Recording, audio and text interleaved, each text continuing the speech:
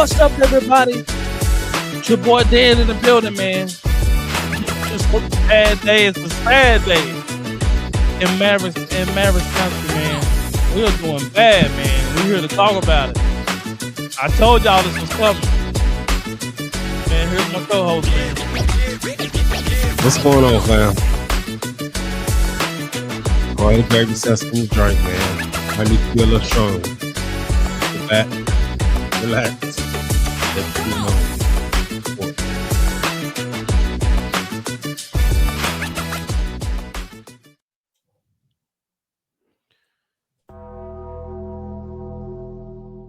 I told y'all this was coming. I said it. When we traded Luka away, I said it. I said it's gonna be the downfall of this organization. Trying to take a discount. You sold your team's future away. You busted up a competitive team for years to come because you didn't want to pay. You didn't want to pay him. That was the bottom line of the reason they traded Luka. Simply, Luka was going to be up for the Supermax, and they didn't want to pay it. So they thought, well, we can still be competitive. We're going to get Anthony Davis, and we can get off of having to pay Luka. You guys know the story. Reach out to Lakers. The Lakers gladly obliged them. Makes a trade. AD sits out. He finally plays for 3 quarters, then the AD free trial ran out. You know those free trials. You know you get those 7 days free trial. Oh, that 72-hour free trial. And it just run out, and you try to click back on there, and it won't let you in. Nowhere to be found. That's AD. That's what happened. That man played 3 quarters, and now he's out for a month plus. Crazy. Lively was already hurt with a fractured foot, and then Gafford goes down in the previous game against the Kings, and he's out for a couple of weeks at least. Yeah, 3 weeks. 3 and a possible, if you in spades terms. I don't know if y'all seen the game, but that game was the arena was empty. There were so many. I hadn't seen this arena this empty since Dirk retired. Like once Dirk retired, then we started having some empty seats or whatever, and then until we eventually drafted Luka. Until Luka eventually became who he is. You know, he became a superstar. Then, ever since then, games began to be sold out. But the seats was so empty, and I'm looking at the game, and every time they would flash up to the seats, I'm like, man, there's a whole bunch of empty seats. And long and behold, the owner walks out.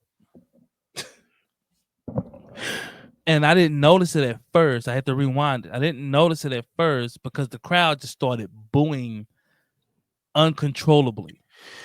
They're booing. And I'm like, man, the Mavericks are playing bad, but they ain't playing that bad for them to boo like this.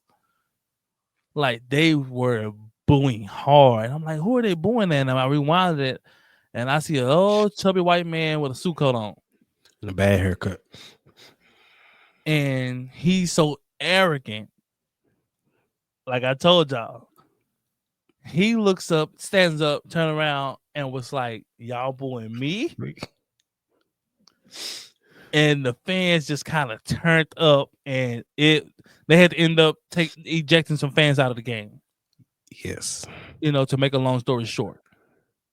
And when I told y'all the arrogance is what's going to bring this team down, because they're running the team like it's just a plain Fortune 500 company. And this is entertainment. Like, it's not to be ran that way, because the people that makes the team are the fans. They the one who bring so much money to the franchise via ticket sales, merch, everything. All these camps you run, all this stuff, and you ostracize them and you belittle them as if they're insignificant. And so now we're in a place to where we have owners who care nothing about fans, who care nothing about winning. They're just here to make money. And they're like, man, as long as we make money, cool. And so now, instead of having an owner willing to do whatever it takes to win, now we have an owner that's willing to do whatever it takes to make money. And that's where we are. Yeah, man. This franchise has taken a turn for the worse. Fast. It has taken a 180 turn. See, I'm old enough. I've been a fan since the 90s when our head coach Jason Kidd was here, and it was the 3Js, where it was Jason Kidd, Jamal Mashburn, who was a beast, and Jim Jackson. That's how long I've been a fan. And I remember those days. We had Popeye Jones too. I remember him. But yeah, I've been a fan that long. And I know back in the 90s, it was some ugly times with really no hope in sight until we got this 7-foot German, 18-year-old kid from Germany that turned the franchise around, along with Mark Cuban buying the team, which is really the big kicker in all of that. And less than a year after Cuban sold the team, look where we are. We're right back to square one. Right back to square one. Less than a year. And people chastise me when I said we don't have a number one option. Oh man, 80 this and 80 that. I said, I didn't say they weren't good or they wasn't great players. I said, we just don't have a number one guy. I can tell you this with a straight face. All those shorthanded yesterday against the Kings, if we have Luka Doncic, we win that game. And it wouldn't even been close, I don't think. It would have been a complete blowout. He would have picked them apart. Facts. How I know is because I've seen him do it numerous of times. I've seen us win games we had no business winning, shorthanded, and Luka goes out there and picks them apart. Yep. I seen him doing it in playoffs against the Phoenix Suns, Game 7. We had no business beating that team. They were a better team in Phoenix, and he goes out there and just completely dominates. He took them apart in the first half. He destroyed their will. They didn't even want to play anymore. That's the kind of effect we're talking about here. That we just let waltz right to LA, who they finna build a team around him. Because this is what Rob Pelinka was waiting on. He didn't want to build a team around LeBron because he know LeBron's gonna be out the league soon. And it was gonna be really pointless to build all these pieces around him, and he's gone. Now you don't have a star. You just got a bunch of role players. Facts. Now that they got their star, now they're finna start really being aggressive and using that LA star power. Yeah.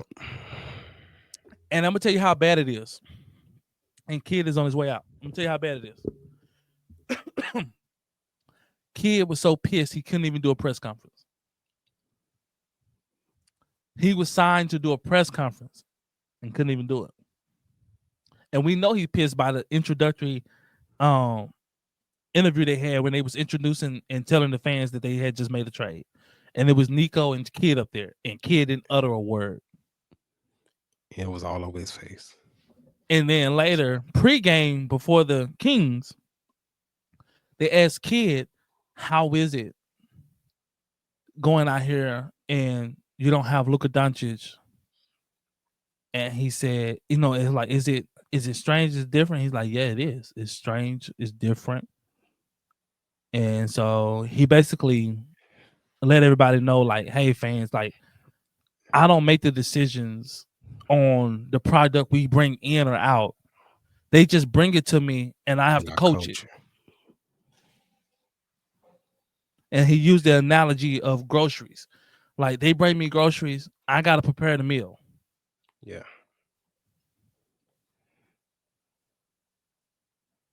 So I could see him back in LA. If we're gonna be real about it. I mean, he'll get a head coaching job, pretty much anywhere. But I can really see Kyrie going to LA. Facts. I can see Kyrie going to LA. I really can. I can see Kyrie going to LA. This is going to be the worst decision probably ever made in sports ever. When we was telling y'all they was gonna make a 30 for this, we were not lying. I know it was in a joking manner, but we were not lying.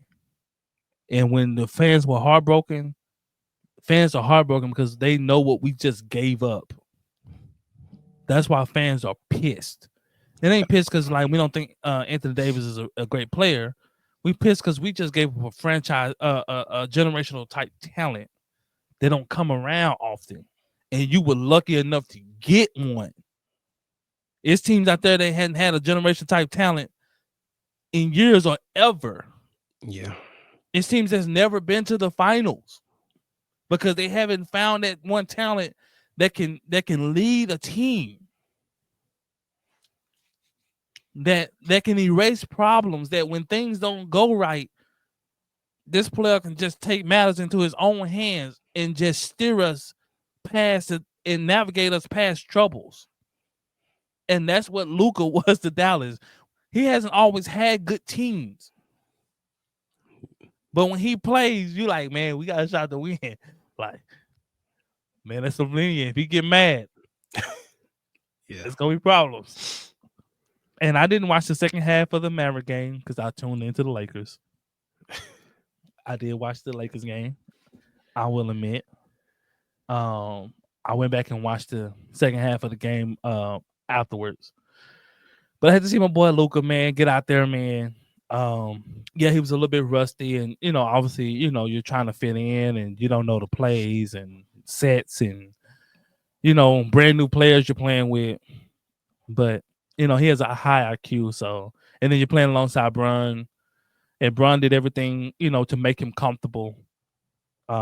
Everything, and shout out to JJ for not putting too much on him. He only played like 24 minutes. So, like, he didn't go out there and run them for 28, 30 minutes, 35 minutes, knowing that he's been off for some time. Man, we're sick, man. We're just sick. I don't even want to talk about the Kings game because that's irrelevant. What's to talk about? We're sick. We are sick. And I told somebody, I'm like, man, we can compete. Like, if our team is healthy, we can compete. But I don't even believe we can even win a championship with that team.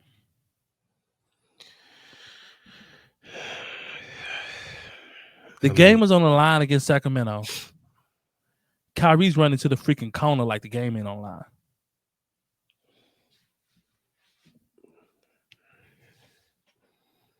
And I'm saying, I'm yelling at the screen, Kyrie, bring the ball up.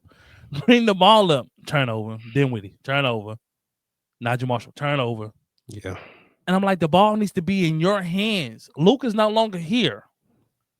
It has to be in your hands. Those are your moments.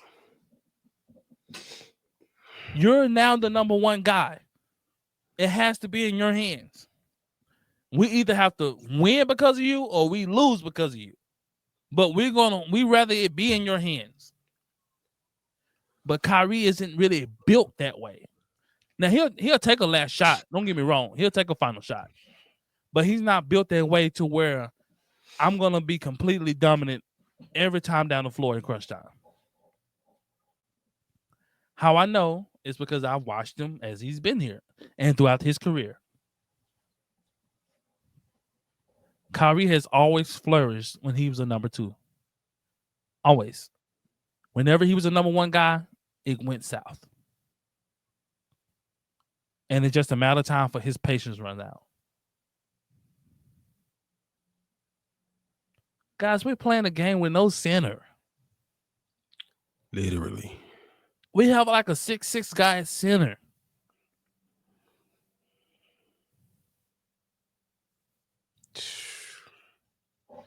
But we in bad. We ain't in bad shape. We in worse shape. Man, we destroyed.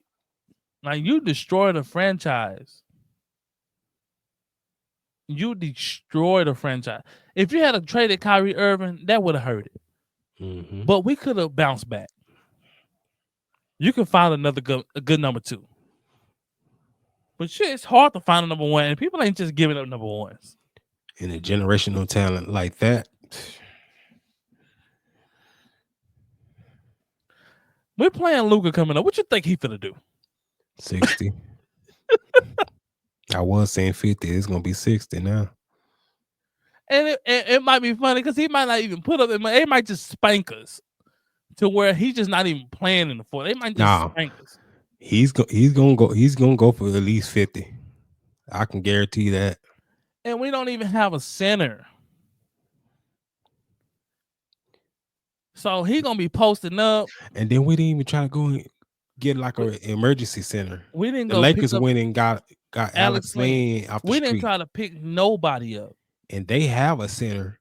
We have no center, and y'all didn't even try to get just a body in here. Like, you didn't pick nobody up on free agency. Nobody. You literally have no bodies to play center. Like, at this point in time, like JaVale McGee would be Dwight Howard, DeMarcus Cousins. They all still hooping. You just need a big body. But no. And this is management. Like, this isn't coaching. This isn't even players. The players play good. Mm-hmm. There's nothing you can do about not having a center. Like, we had Spencer Dinwiddie doing the tip off on in overtime. Overtime. Like, it's ridiculous. Spencer Dinwiddie is 6'5". But this is management. And wonder why fans are pissed. Or why people stop going to the games. And we told people when the trade first happened, man, don't support that. Yeah. If this is the way they're going to feel about the fans, don't support that, man. Don't go to the games. Don't buy merch. And then even, if you ever been to an NBA game, in between TV breaks or timeouts, they do, screenshots of the crowd. And one fan was in there and he shared a sentiment that everybody was thinking, and he mouthed, "Fire Nico." But I don't even think, yes, I'm with the fire Nico, but I don't even think this, now that things are unfolding, this didn't come from Nico. Nico was doing what he was asked to do. Nico was doing, ownership didn't want to pay Luka Doncic. It's coming up. They go to Nico saying, hey, we don't want to pay that salary. So now Nico's looking like he knows I'm going to have to move Luka. And so now he's looking like, what can I move him for? Now, where Nico messed up was not getting a bucket load of players and picks for Luka. That's where we fought Nico. I don't actually fault Nico for the trade because his hands were tied. He was going to have to do something or lose his job. His hands were tied with the trade. The ball is in your court. And so where Nico messed up was, if you're going to trade a player like that, at least get a bunch of stuff for him. You get the house for him. It's several teams out there were like, we knew we would have gave everything for Luka. You get the house for somebody like that. So fire him too, because you just as culpable. Yes, okay, well, understand. he went out to his guy. He wanted AD. That's where his jacked up. Well, fire Nico. Mess up, but Nico is only You go in and place. get a lemon. But Nico's gonna be in place because ownership. He's shown ownership. I'm willing to do what you want me to do. I'm not gonna combat it. But why would you trust that? Instead of him going to Kid and say, "Hey, I need you to come with me. We need to talk to ownership because we cannot trade Luka. I need you to help me to convince them of why we need to keep Luka here." That should have been your premise or your premonition. But when he did what he did, ownership seemed like, oh, well, we got a good old boy. We tell him what we want. He's just gonna go do it. It won't be no It won't be no combativeness. It won't be no arguments. But you do know when you act like that, it usually backfire and they still get rid of you. I mean, of course, because you're gonna be the blame. The blame is gonna hit the coach, and then it's gonna hit the GM. So Kid is pissed off because he know if this don't work, I'm the first to go. And I didn't have no say so of the matter. It's not like I said. It's not like I said, yeah, let's get rid of Luka.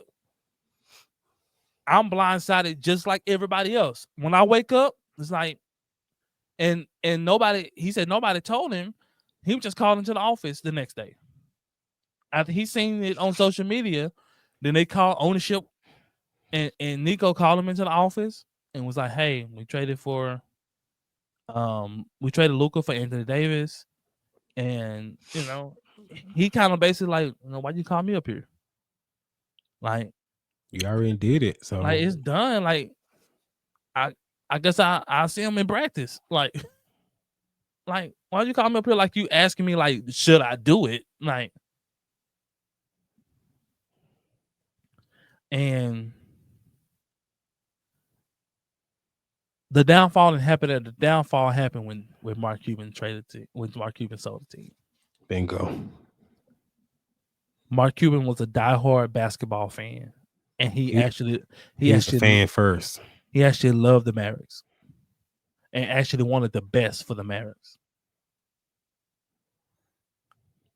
And he wouldn't have did something like this because of his love of the game. Yeah. The owners we got can care less about basketball. They don't care. They're in it to see how much they can cut costs, where they can cut costs. Can they stay under the second apron? Well, you can be under it now. But you know what's else gonna be under the apron? Them ticket sales. Well, it's gonna be a fire show because now, really, in order to keep Kyrie, you're gonna have to throw a bag at Kyrie. Facts. He like, if I gotta deal with this. Kyrie said he's still been texting Luka. Mm-hmm. He said they was going back and forth texting, yeah. Staying in touch. This shows you the camaraderie you broke up, the brotherhood you broke up, and just how hurt your players are. Facts. All the players that went on the championship run hurt.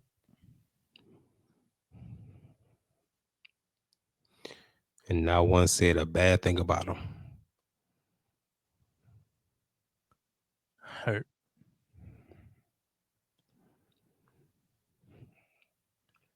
The first sentiments, I was shocked. I couldn't believe it happened.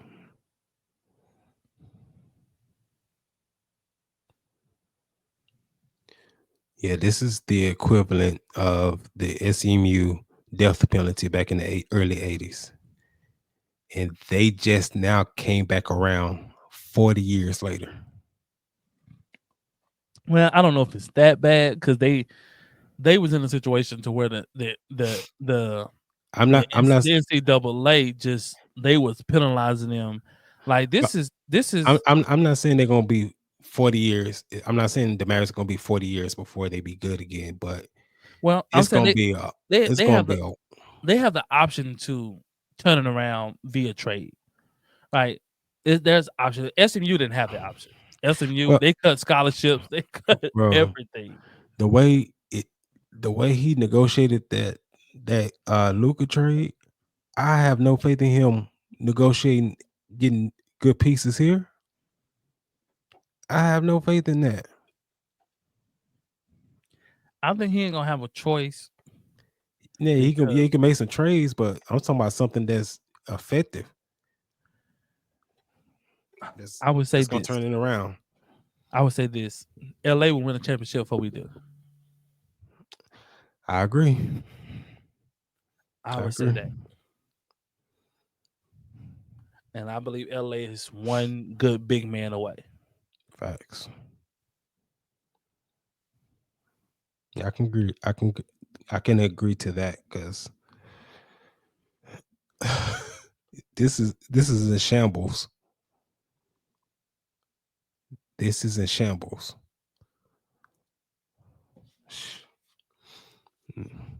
We got a lemon, a 32-year-old lemon. And LA would have been winning this year had they pulled off the first trade they were trying to get. They was trying to get the young fella out of Detroit, Jalen Duren. Mm-hmm. Detroit didn't want to come up off of him. And Detroit, but shout out to them, man. They playing some good ball right now, man. Better than we are. You know, so man, you guys, man, if you're Mavericks fans, man, I don't blame you if you let go. I was telling y'all to hold on. And hold on to. I will be popping in on Lakers game. I'm a Luka fan. Right? Oh, and shout out to a real one. Dirk went to LA. Dirk went to LA. For Luka's first game. He said I'm a Mavs for life, but I would be remiss if I didn't go and support my guy in his first game. I applaud him for it. It felt like he's like in LA alone. Like his family is in Dallas. And then like he went to LA alone and he's out here like, I don't know nobody. Mm-hmm. I don't know the landscape. I don't know nothing. Well, everybody, you have to move different out there. So it's real fast out there. So. Yeah, it's different. The South is more slower pace. It's more Southern hospitality. You go to the West Coast or East Coast, it's more, fast paced, a little bit not more as personable. Yeah, not as personable. It's kind of like, Hollywood. Mm-hmm. It's all about the showmanship, all about the fakeness. And, I show you one thing is really another. Facts. And so, but man, like Laker Nation is embracing him. LA's playing good ball now, man. They beat the dogs not out of Utah. And this is the last point we're gonna touch on before we go. If you're not ready to denounce his ownership, man, look at the stuff he said about Luka.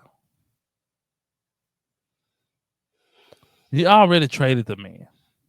Now you're going on a campaign to bash him.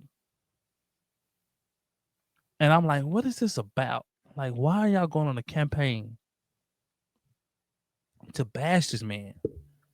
Nico did it first with his shady remarks. And then the owner just flat out just came out and just said it. Like, he didn't think Luka was great. He didn't think he was all-time great.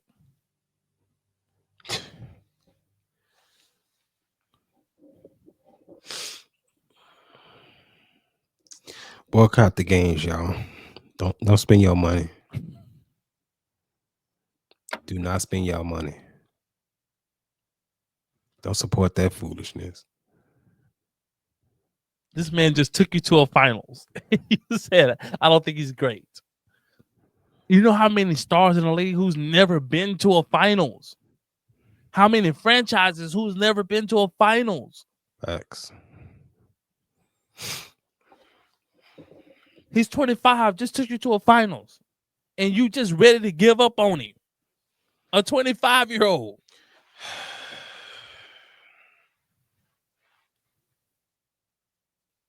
Who's finally starting to mature. Yeah, he was immature. He was a kid. Got him at 19. Man, Mavs, man, we always been about loyalty. You know, we always been about loyalty, man. And Kyrie said he understands, the hurt fans, they got a right to be hurt. He said he grew up a New Jersey Net fan, and he said he was hurt when Kidd left the Nets, or he was hurt when the Nets moved from New Jersey to Brooklyn. And so he said, I know how that feels. You invested in a franchise so much, and then they just kind of, boo boo on the fans. So, and then to kick out disgruntled fans. The term fan comes from fanatic. Facts. If a fan can't come to a game and voice his displeasure, then what's the heck of even having fans? As long as he's not hurting or harming anybody. He's not putting his hands on nobody. He's not cussing nobody out. He's not doing none of this. He's not even doing nothing derogatory. He's not grabbing himself. He's not making gun gestures. He's not doing none of that. He's voicing his displeasure. Yeah. That's they and then they kicked the one out with the sign. And I'm saying, man, like, and that's what Lou Will was saying. Like, if a fan can't voice his displeasure, then what's the fact of having fans? Facts. Fans always from the beginning of time always voice their displeasure. He said when you play, every fan in there ain't cheering you on. You got fans in there saying all kind of crazy stuff to you. But that's what makes it entertaining. That's part of it. So, man, I don't think this organization would be the same, and I definitely don't think the fan base will ever be the same, because we're literally split in two. You have some of them who are okay in this BS, and then you have some of them who saying, "Man, this is straight up whack." And I know because they coming at me every day online on social media. And then when I check them with facts, they ain't got nothing to say.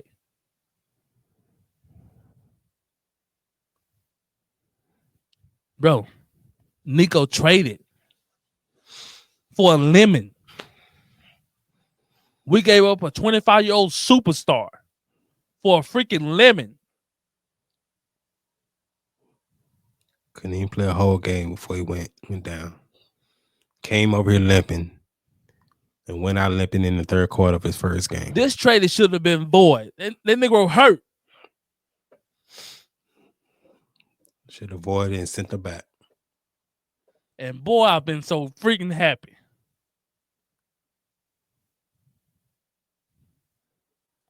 And we'll mend the relationship. The fans will take care of that. But man, we're gonna get out of here, man. I'm sorry, man, but this is how it goes, man. Because of the state that the Mavericks are in, like we don't even have, man. We got so many guys on injury reserve. It's not even funny. It's ugly, man.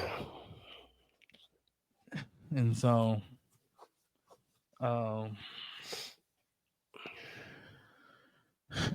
man, shout out to the players, man, who are playing hard, man, who trying to remain professional.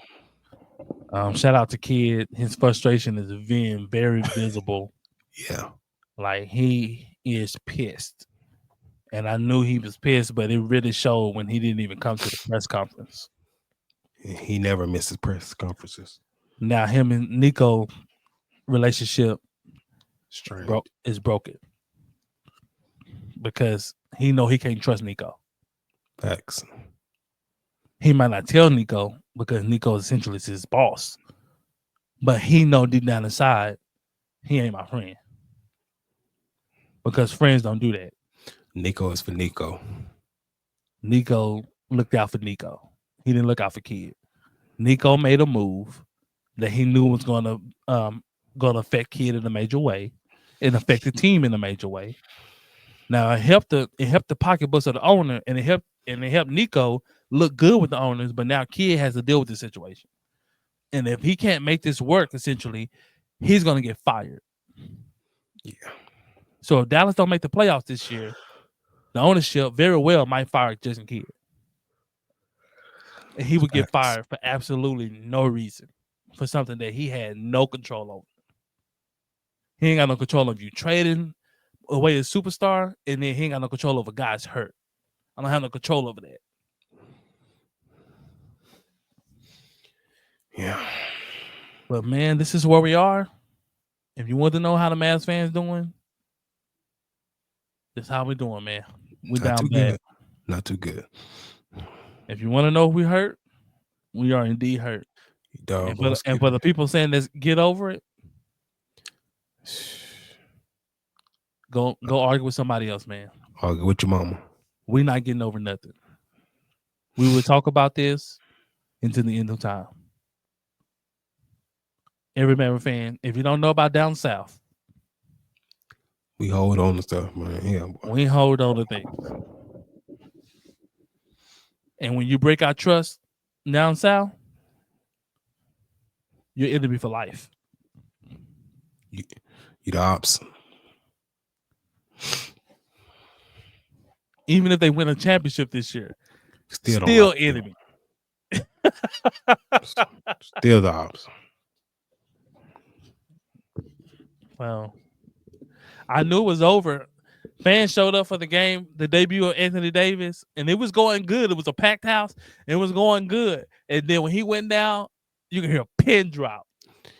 And even that game, they was outside protesting. It was 1,000 protesters in front of the But I'm saying arena. that was the only time to savage some fans. Mm-hmm. Is if Anthony Davis could be playing and healthy. That was the only time. And when he went out in the third quarter, on cue, everybody said it was over. And when they helped him hobble off the court, it was over. And just another deal to let you know, the injury he got is hard to come back from and be the same. Facts. Go do your research. It's been several players who had this injury and they lost a lot of athleticism. Like Danny Green, he's one of the ones that had this very injury. I don't know if y'all remember Danny Green before this injury, but he had bounce. Mm-hmm. After this injury, he was strictly just a shooter. Even Kawhi Leonard, he's been dealing with it years later. When it occurred in San Antonio, and that was what, almost 10 years ago. So it's a good chance, man, he would never be the same again. It's a good chance.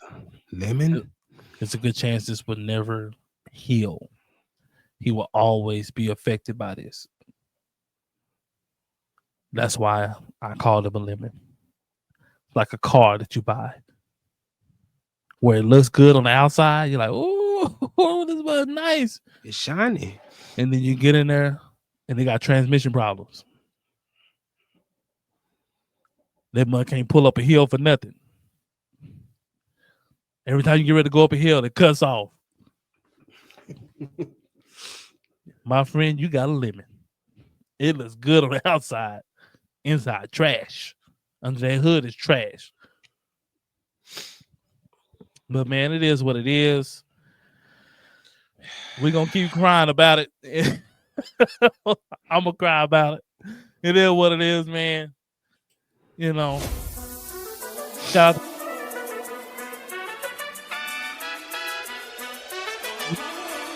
Okay. Man, follow the Twitter platform, man, and let that be known, man. Man, y'all come on this journey with us, man. We're going to have to go to therapy. I love y'all, man. Peace out.